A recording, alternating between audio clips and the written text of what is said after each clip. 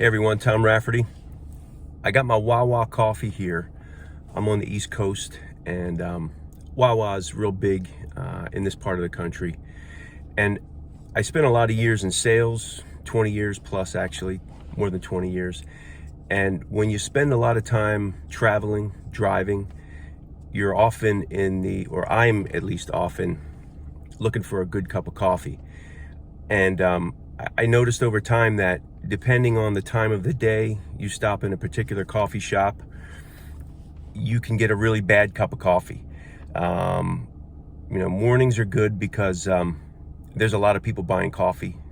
So the quantity of coffee is high and the turnover is high. There's always fresh coffee because there always needs to be.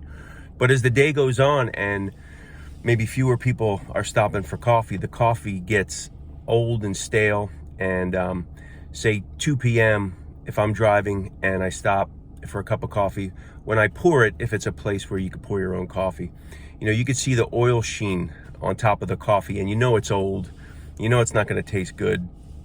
And I would always remember that, not consciously, but I would know when I got a bad cup of coffee, and I would avoid that place if I could the next time or next times, and I would go someplace different. Wawa is pretty solid. You could usually get a decent cup of coffee there. It's my opinion. I don't love Wawa coffee. I think it's above average, but some people really rave about it, and that's not my opinion. I like Dunkin' coffee a lot. If you get a good cup of Dunkin' coffee, I think that's pretty top notch. Starbucks has good coffee. A lot of places do, but if you get an old batch of coffee where no one has been in the store for a while, so they haven't had to make new coffee, or maybe the crew is distracted or just not very caring about their job and they don't make new coffee, it's it can really ruin that leg of the journey, because you need a cup of coffee sometimes when you drive, especially if it's hours on end. So I would remember when I got a bad cup of coffee, and I wouldn't go to that place the next time. I would look for someplace else. That's the same with products and services that are much bigger and much more expensive than a cup of coffee. People remember the last thing you sold them and the last experience they had. I worked in Radio Shack as a teenager, first stocking shelves and then in sales. And in the back room where we kept our stock, there was a sign that said, "One satisfied customer will gain you 2. One dissatisfied customer will lose you 50. And there's a lot of truth to that. There's a lot of wisdom to that. When you are dissatisfied with a product or service, you tend to tell people. You tend to broadcast it and cry on the shoulders of friends and relatives and coworkers in these gab fests that we all have, where we gossip and just have small talk about our day. But if you're happy with your product or service, a lot of times you don't say anything.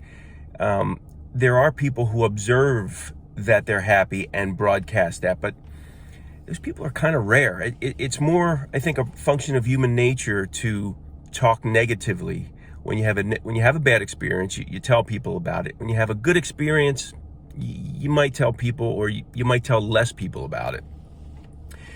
So when you have a product or service that dissatisfies someone, they're likely going to multiply that result with their mouth, with their keyboard nowadays, with a video nowadays, and your brand could take a hit.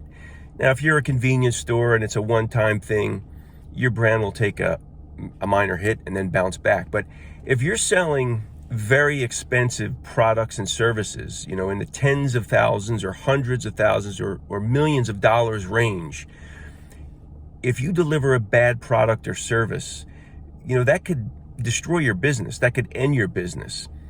I've been in technical sales really all the time. I've been in sales, and there have been incidents where I was asked to cover an account for someone who quit or was fired or was maybe sick or on vacation, and I would go into those accounts, and because they saw a new face and a person, me, who let them speak, who was not overwhelming with speech to them, but actually said a little bit, kind of prime the pump, and then let them speak. I was there on fact-finding missions. I always was. Whether I was or I wasn't, I was. I wanted to learn more about that customer. And when you do that, people tend to use you as their priest and bartender and psychiatrist. They tend to cry on your shoulder. So I would hear all the dirt that the rep before me was guilty of, or at least was being accused of. And if we did a project that we really messed up on, that customer let me know about it. That customer may not have let the rep who sold them the bad product or service know about it, but they're letting me know about it because I'm more of a neutral ear.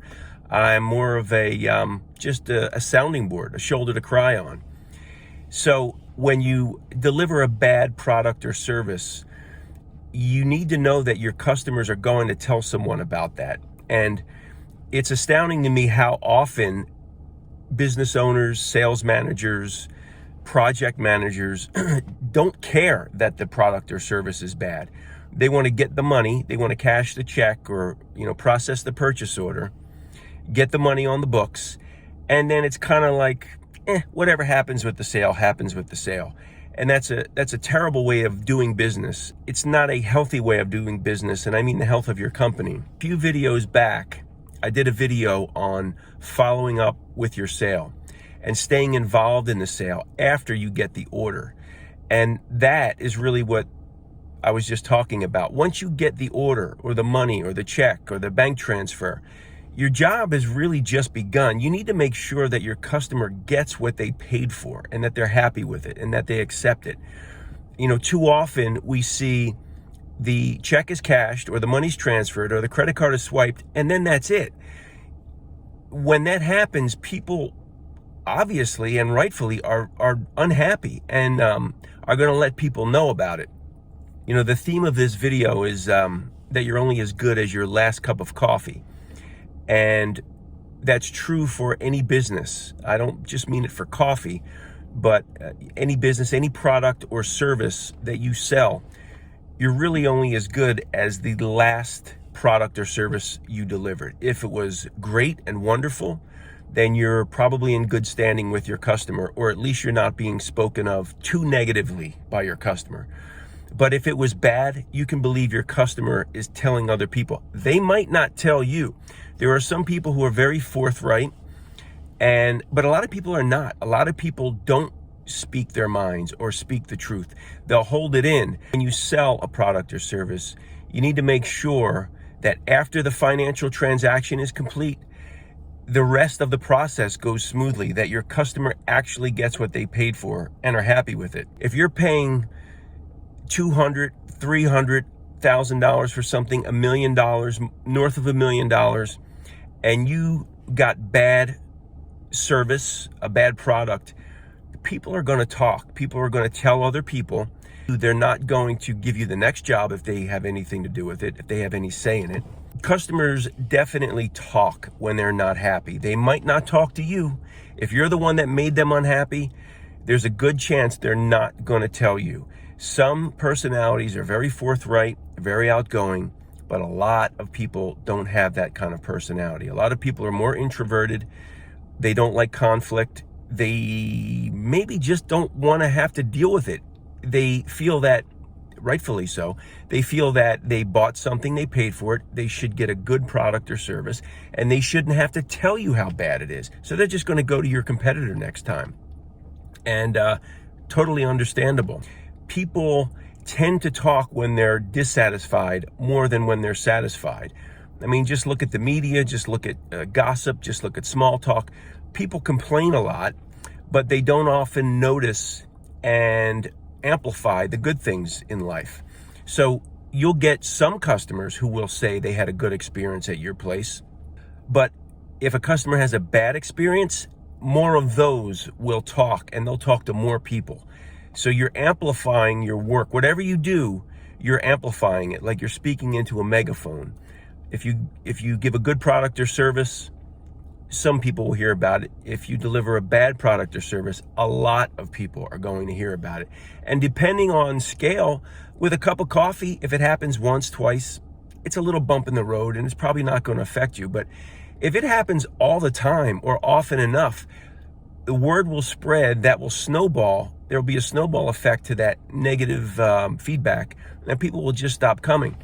But we're talking about cups of coffee where the scale is, millions of cups of coffee. What about projects that cost hundreds of thousands of dollars, or services that cost hundreds of thousands of dollars or millions of dollars? The scale there in quantity is much smaller. So you can't afford to mess up one or two. That might be the only chance you get, and then you're out of business. You really need to see your projects through to completion and customer satisfaction, because you really are only as good as your last product or service or cup of coffee, as the case may be. You need to find a way to get feedback from your customer.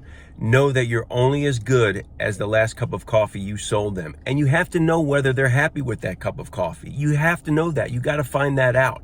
You can't assume it.